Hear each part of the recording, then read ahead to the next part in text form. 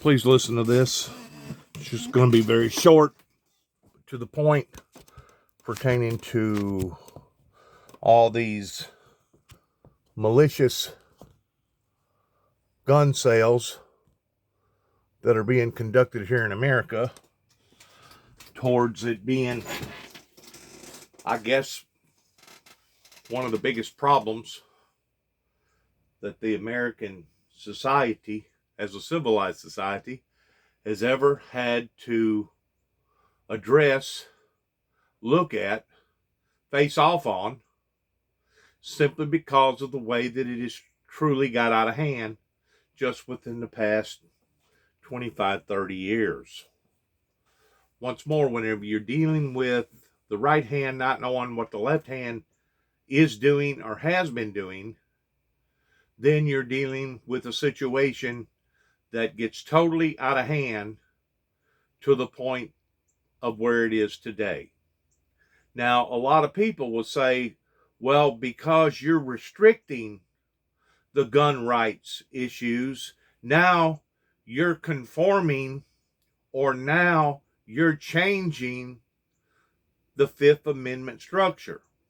No, it's not that you're changing it. Maybe the right word is reforming, but the fact of the matter is, people still has the right today of purchasing a firearm and protecting theirself and protecting their castle the same today as they did whenever the original forefathers, the founders, first put this into the Bill of Rights. Please listen to this. I feel like for the gun owners and the NRA owners, you probably need to listen to this, please. Congress is expected to take up a couple of pieces of legislation about gun reform today. That'll come after what we've been showing you on the left side of your screen, the House debate on the COVID economic relief bill. One of those gun bills will require a background check anytime somebody buys a gun. The other would close what's been called the Charleston loophole. That's what let Dylann Roof buy a gun and then kill 9 people at Mother Emanuel Church in 2015, even with a prior arrest that should have stopped him, prevented him from buying or owning any firearm. The loophole lets some guns be transferred by licensed gun dealers before required background checks have been completed. According to Everytown, an advocacy group, in 2019, almost 3,000 guns were given to prohibited people before a background check could be completed. Now, both of these bills previously passed the House under former President. You see that? Almost 3,000 firearms was sold, traded for, extorted, somehow or another, people made purchases of, that should have been prohibited of these people ever receiving this type of weaponry. There's individuals out there that are dangerous enough just being on the streets and being around them. They feel like that the world has given them a raw deal. They feel like that society has handed them a bad hand. They feel like that they have been treated unfairly. They feel like that everybody is against them. And in most cases, not all, but in most cases, most of the people have brought this upon themselves. Not all cases, but in most cases. Whenever you look at how many gun incidences happen every day here in America, regardless whether it's one-shot shooting or somebody committing suicide with a firearm or somebody creating a heinous act to the point of a massacre, which, the way that I understand the laws, requires 3 or 4 or more individuals that get shot at the same period of time. That's considered a massacre. Whenever you get to looking at these statistics, which are proven, these ain't just ideals, these are actual proven facts. Us here in America has one of the highest ratings of firearm gun incidences in the world, in the whole world. And you wonder, how come our jails is packed full? Our jails is not just packed full of people that has been involved in nonviolent crimes, such as selling a marijuana joint or somebody doing something that they shouldn't have been doing. Our jails is full simply because God has turned this over to a reprobate state of affairs, or to a reprobate environment of now we are reeking that in which what we have sowed, pertaining to total chaos, anarchy. In other words, society has now become so poisoned that it's turning against itself.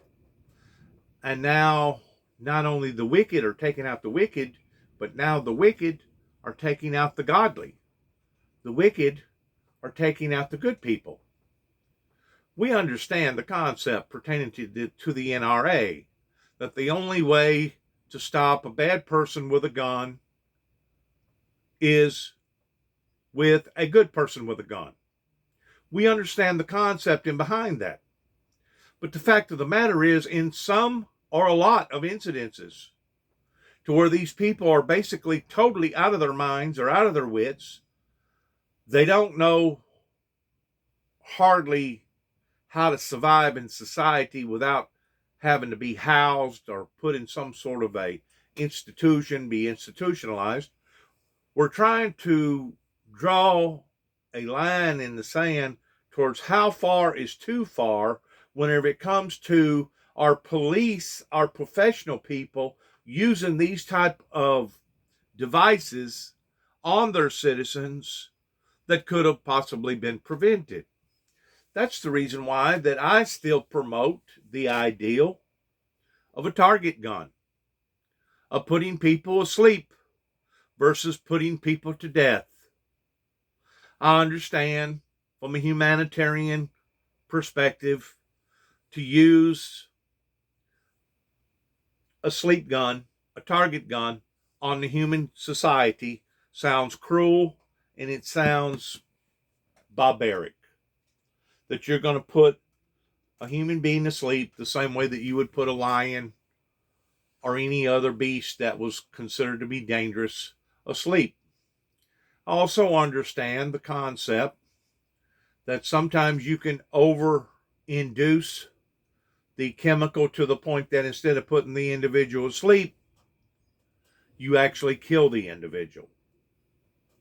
But whenever you have to weigh out the pros and the cons, the lesser of the two evils, as some of the Americans always want to imply, wouldn't it be better to put somebody asleep with a target gun or with a shot, if you could get close enough to them to give them a shot, kind of like a doctor or a nurse working in an institution would do?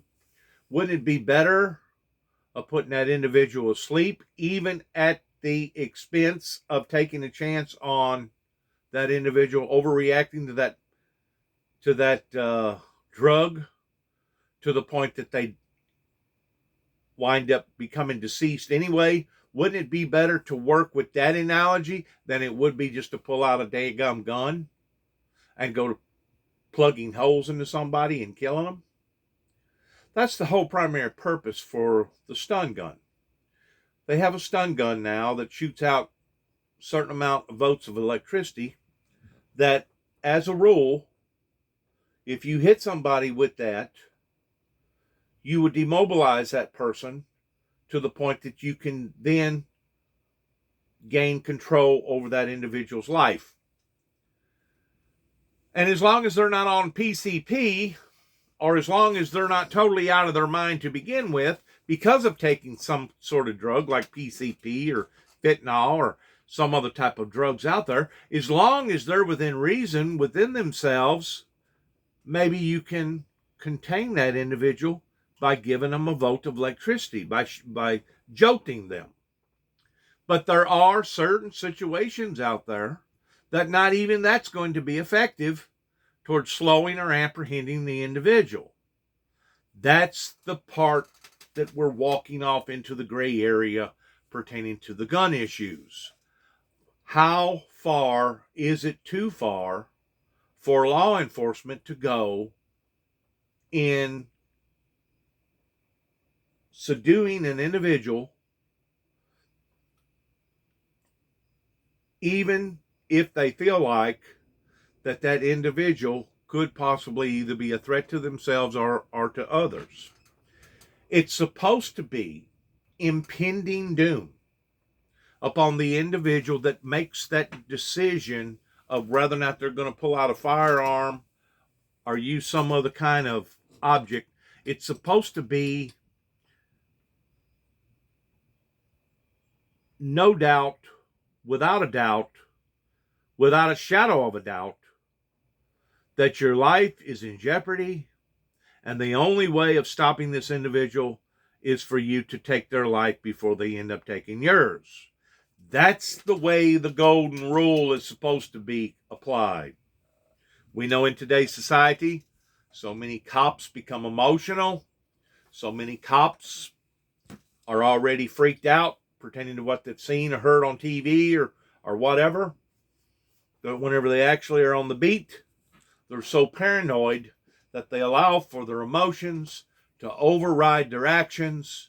And the next thing you know, they themselves become a victim in this relentless point of despair in regards to the gun issues. So this is a very sensitive subject to talk about. It's like a balancing act of somebody walking a tight line walker towards not going too far to the right, not going too far to the left, not stepping on people's rights, but at the same time you want to provide a safety or a safe environment for the general public. So it is a sensitive subject to talk about, but it is one that I personally feel like that we should talk about. And of course, there's always that certain percentages of people, similar towards myself, that has been at the wrong place at the wrong time, that got misunderstood, and now they have put some sort of felony onto my life here in Weakley County to the point that I myself am considered as being either unstable, or I myself is looked upon as being criminalized to the point that I myself is not supposed to have a firearm. A firearm.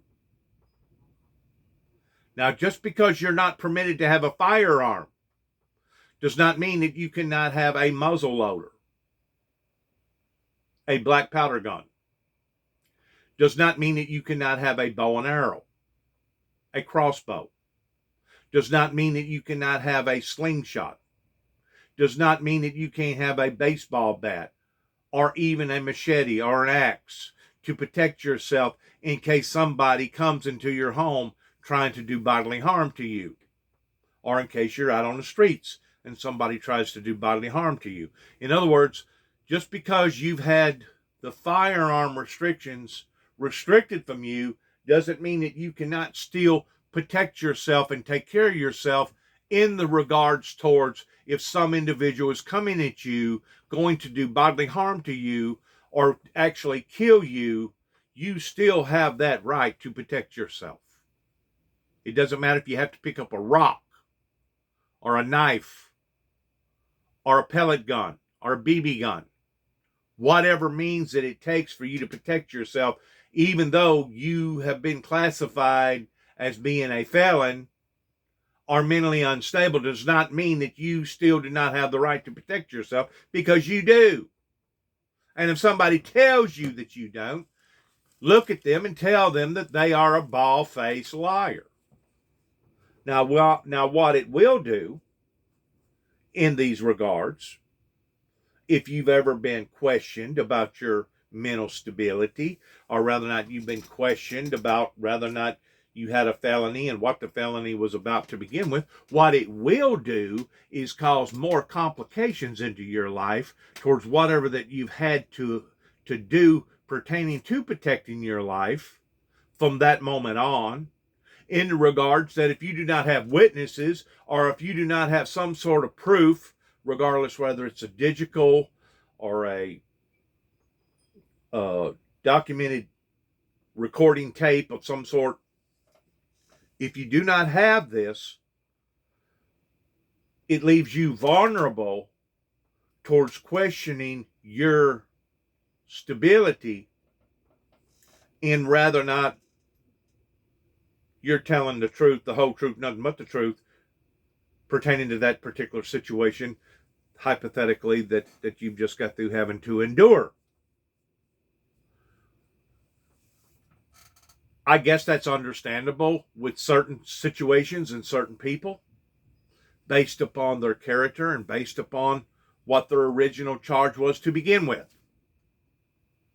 You know, if you have a problem with anger management issues, similar towards my biological father did because he was in World War II, a post-traumatic stress disorder, then you need to address that particular problem.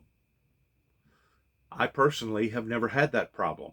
A matter of fact, I feel like whenever it comes to a person being gentle, whenever it comes to a person being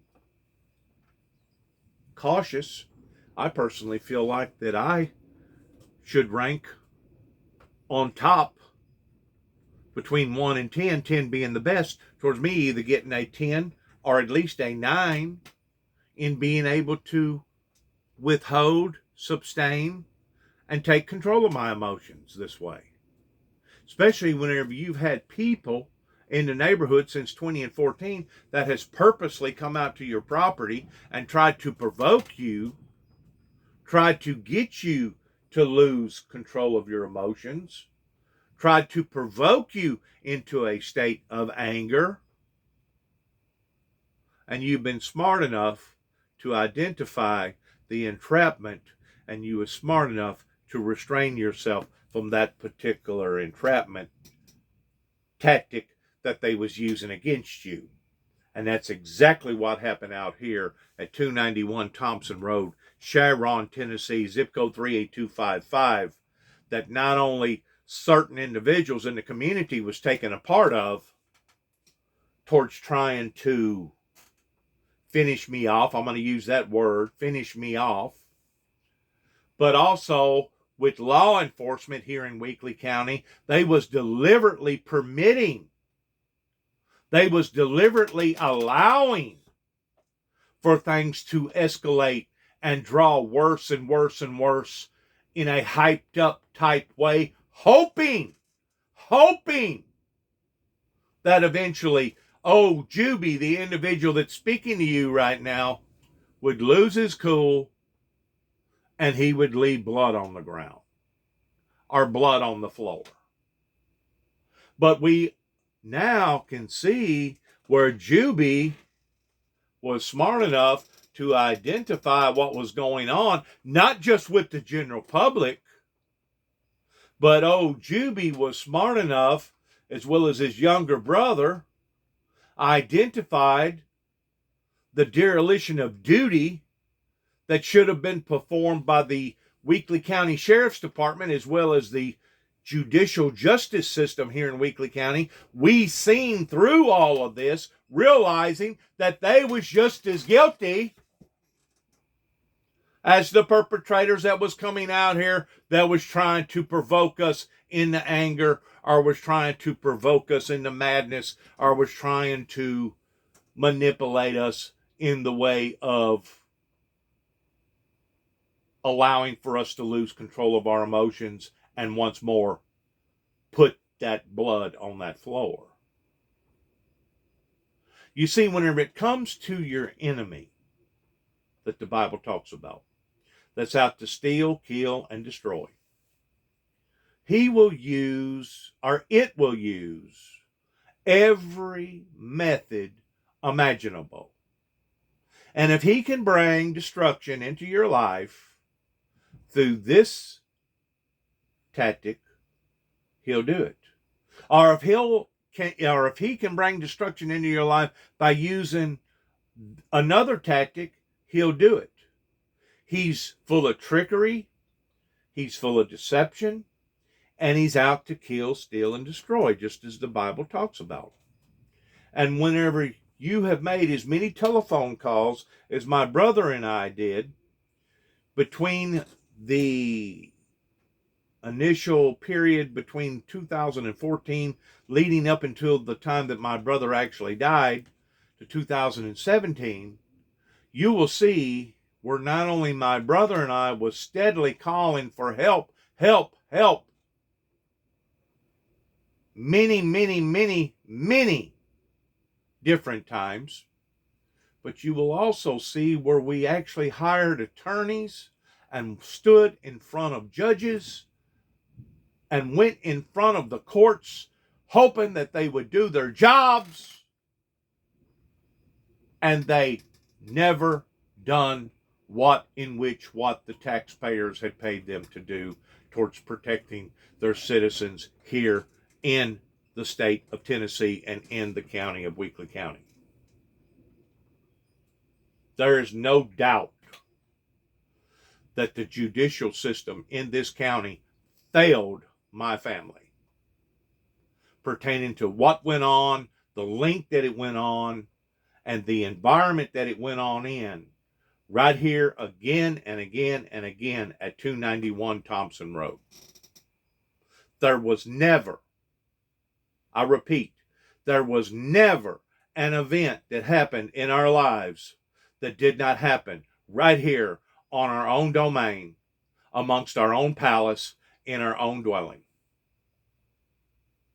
There was never an event that happened in somebody else's house, somebody else's premises. There was never an event that happened in an open public area like Walmart or Fred's or the dollar store or even a general car lot or used car lot dealer or a new car lot dealer.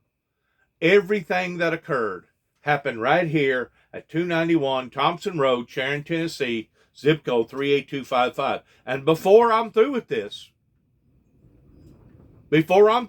telling my story again and again and again, I hope that there's somebody out there that cares enough about the truth, even though they may not care about us, but cares enough about the truth that they're willing to investigate to find out what has really went on in this individual's life that has caused him to want to promote this type of dereliction of duty that he keeps continually spewing out of against certain law enforcement agencies around in the area. Well, whenever you have a dead brother to prove that because of their lack of professionalism has caused this in and of itself will cause some individuals such as myself to want to tell their story again and again and again, especially whenever you have people up here in Martin, Tennessee, pertaining to the Martin PD, that tried to make you out to be a homegrown terrorist to begin with. Or you got people up in Western Kentucky that tried to make you out to be a terrorist to begin with. Or you got people out in Oklahoma City, Oklahoma, that was itching towards cooking up the idea of trying to make a homegrown terrorist out of the individual to begin with. And yes, the thought did occur to the Georgia GBI officials of doing the exact same thing simply because of me leaving a cassette tape at the Capitol building. So whenever I tell people that there was 3 events, a pattern towards being attacked, towards my own people trying to make me out to be a monster or a homegrown terrorist, in actuality, there's actually 4 events. 3 that you can look up on paper under the Freedom of Information Act that you can look up on paper. And the fact of the matter is, Atlanta did have to shut down the day after Christmas. I believe it was in the year 2008, simply over a cassette tape that was dropped off at the Capitol building in a clear cellophane bag, a clear bag that you could put a sandwich in, that you could identify what was in the bag was in fact a cassette tape. It wasn't like it got wrapped around the door handle in a black bag or in a bag that you couldn't see what was actually in the bag. For these individuals to overreact this way, regardless whether it was out in Oklahoma, regardless whether it was in Kentucky, regardless whether it was in the state of Tennessee, only speaks volumes about their unprofessionalism towards them being this paranoid over an individual that has been preaching now a message to the general public for over 30 plus years, a message pertaining to peace, love, and utopia. It speaks volumes about the proof being in the pudding of how that they have tried desperately again and again and again and again and again towards trying to destroy the very individual that is talking to you right now about these particular issues. So please pay attention to what they're going to say about these gun issues. Thank you.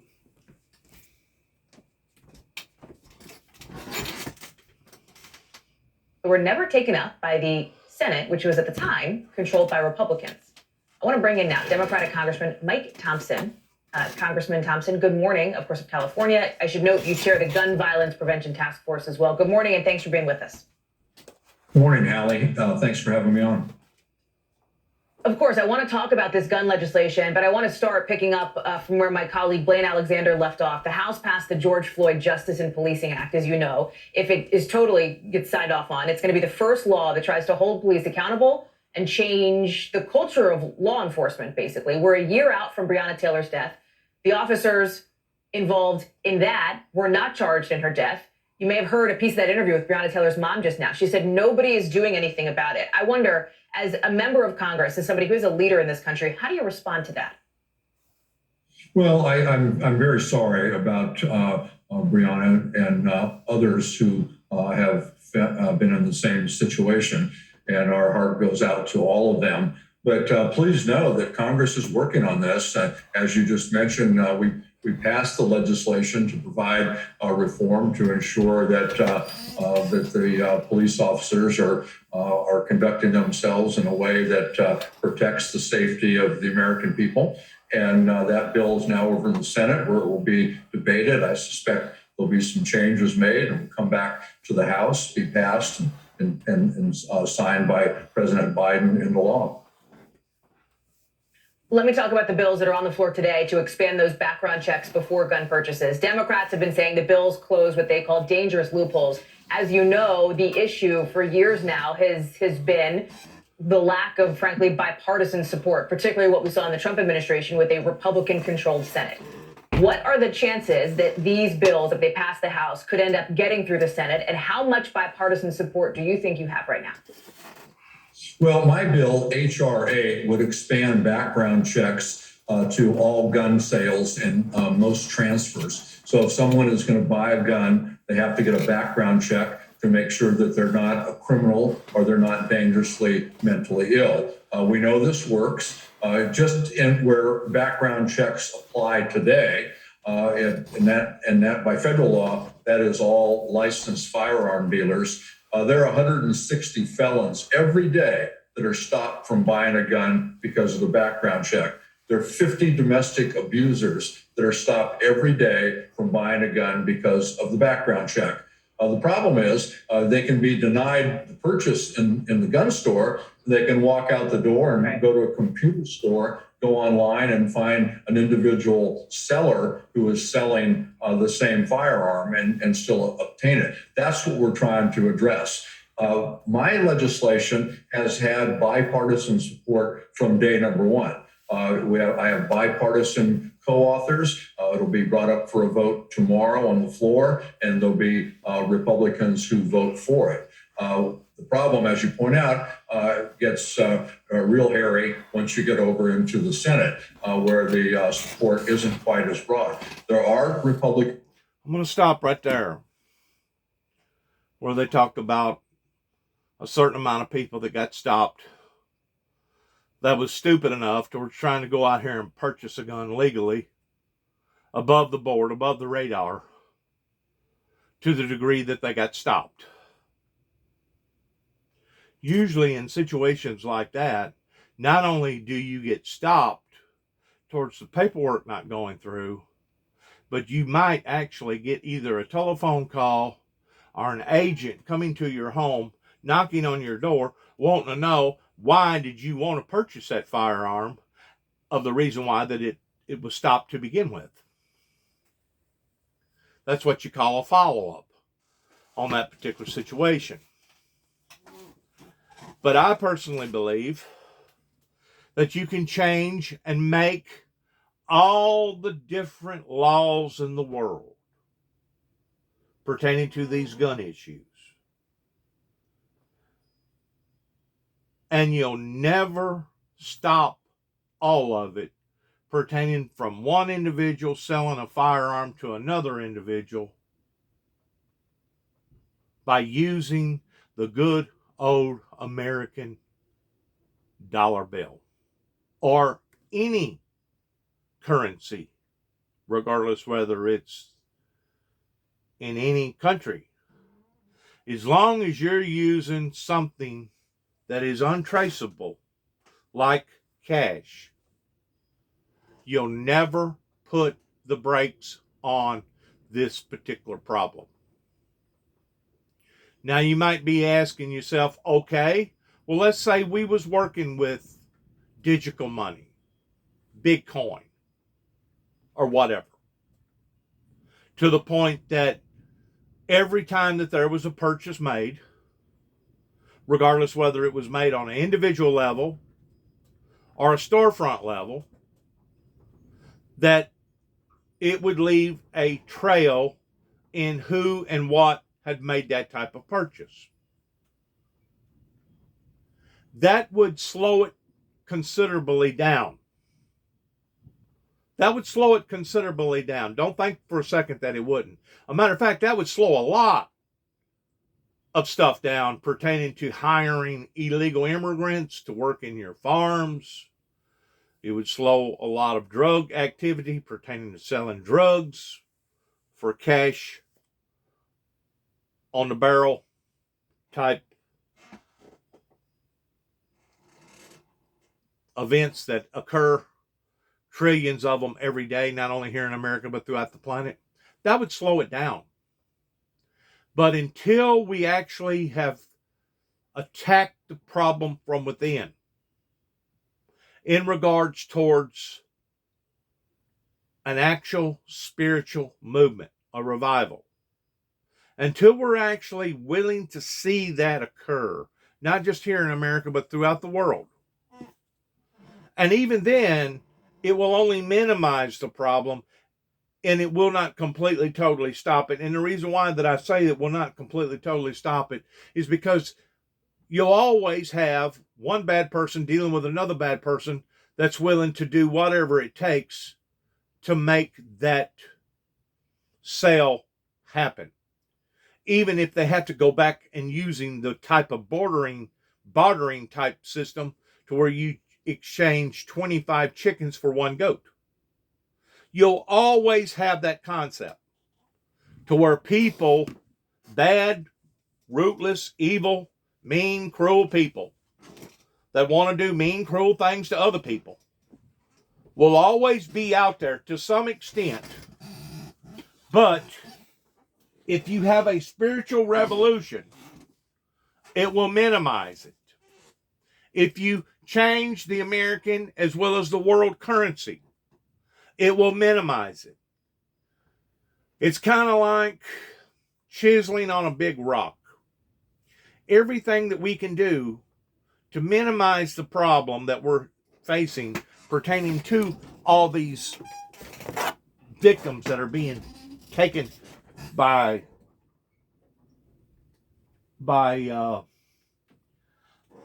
these firearms. Every time we can do something to reverse it or change it, will be that many more lives that we can save on a day-to-day global scale all over the planet. But until we're willing to do this and make these changes, things will constantly only get worser and worser and worser, which is the very opposite of biblical Bible prophecy pertaining to seeing a temporary utopia or a peace come upon to society, such as the Bible predicts that will occur in God's holy covenants way before Dennis James Juby Jackson ever stood out into the eyes of the general public and started preaching the message that he started preaching, give or take, about 30-something years ago. It's going to take a major reform. And it's going to take a major reform, not just here in America, but throughout the planet. If we're going to really chisel on that big rock towards causing that humongous boulder to be trimmed down to a minimum rock or a smaller boulder. It's going to take dedication on all fronts in how that we're going to be able to attack this problem if we're actually striving towards peace and utopia, towards the covenants, the promises that the Bible talks about. I'm going to end what I have to say there, and I'm going to let you listen to the rest of this interview pertaining to this. I think he was a congressman. He may be a senator. I think he's a congressman. But anyways, this California congressman, you can listen to him and hear and make your own debate in what they're talking about. To support it, but they have the 60 vote requirement to bust a filibuster over there, and it becomes a little bit more difficult. But Hallie, 90% of the American people believe in passing the background check bill. Can you imagine the Senate debating a filibuster to stop this from coming to a vote when 90% of their constituents support it? We really need to make sure that the American people know who's doing this up. Yeah. Just on those numbers, those numbers have been fairly steady for the last several years. And despite that, there has been little appetite to do much as it relates to gun control legislation on Capitol Hill. One of the other bills that's being talked about today, as we mentioned, extends the initial background check review period. It goes from 3 days to 10 days. The NRA specifically opposes this. They say about this Charleston loophole that 3 days makes sure the FBI carries out its background check duties, quote, in an expedient and responsible manner. Why 10 days? Is that the appropriate amount to you? And do you think the NRA will wield some influence on this issue moving forward? Well, they're certainly going to wield some influence, but they're absolutely wrong. Background checks, as I mentioned, work. And why wouldn't you allow them the time to complete the background check? In the overwhelming number of cases, it only takes a matter of a few minutes to complete a background check. But sometimes there's problems and it takes a little bit longer. And I don't know a single responsible gun owner who thinks that it's okay to run the clock on this and just give someone, in some instances, that someone is a prohibited purchaser, just to give them their gun. We should let the background check run its course and find out if they're prohibited or not. If they're not, they get their gun, no problems. A little inconvenience. I'm a gun owner, as you know. I Second Amendment, and this pushback is, I think, nonsensical. I actually looked this up online pertaining to felonies and etc. In the state of Oregon, it doesn't matter if you have a felony or not.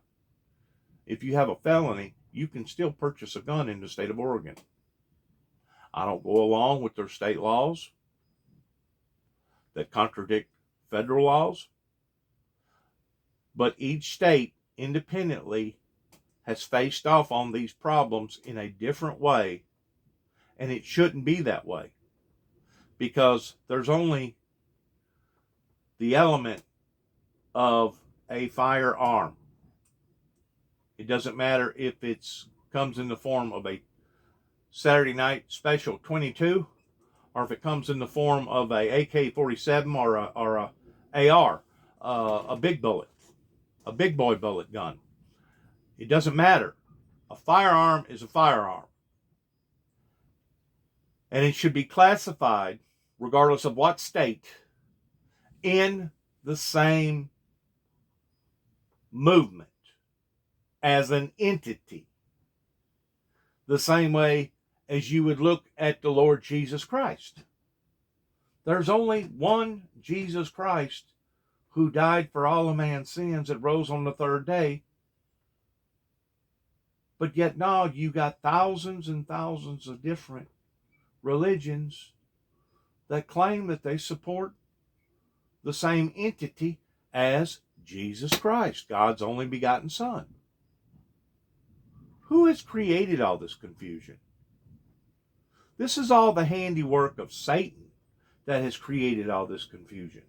And until we're willing to conform our ideals and look through the smokestack of all this, we are never going to be able to accomplish that in which what has been promised throughout centuries, written in stone, pertaining to the promises of God, that there will be a temporary utopia or peace upon to the earth before the opening of the second seal, which is in Revelation chapter 6, verses 3 and 4. You're never going to accomplish that until we can wrap our hearts and our minds around these problems in understanding how that the general public has been hoodwinked, deceived by the mastermind of Satan. Congressman, I'm out of time. Very quickly, on the COVID relief bill, we're seeing a little box in the corner of our screens here of the debate happening now. Do you think this is it, or do you anticipate that there might have to be another relief bill down the road? Well, I think we're seeing some light at the end of the tunnel. Vaccines are rolling out a lot smoother. There's more of them. I think we're well on the way to recovery. And Janet Yellen told me yesterday that if this passes, it's going to speed up the economic recovery in the country. And so I'm hopeful that this gets passed, signed into law right away. It will help. It will help once more, chiseling on that big boulder towards trying to take the big boulder into a smaller boulder. And the American people know that help's on the way. But it's not going to be a fix-all. It's not going to be a fix-all. And that's the thing that I heard last night, and that's the thing that I'm continually telling my viewers today, that one particular thing is not going to be a fix-all. It's going to take multiple things to occur before we're going to see a difference, not only with the coronavirus, not only with the economy, not only with the gun issues, but how that we're pulling and struggling against ourselves in our ideologies and in our thinking. It's going to take multiple tasks to finally start chiseling on that big boulder and taking the big boulder into a smaller boulder and possibly even chiseling it down to a rock. Thanks again for listening. Good luck to all of us as we are going through the struggles of life, the challenges, the temptations, the tests. Good luck to all of us. And as we end our message every time, shalom.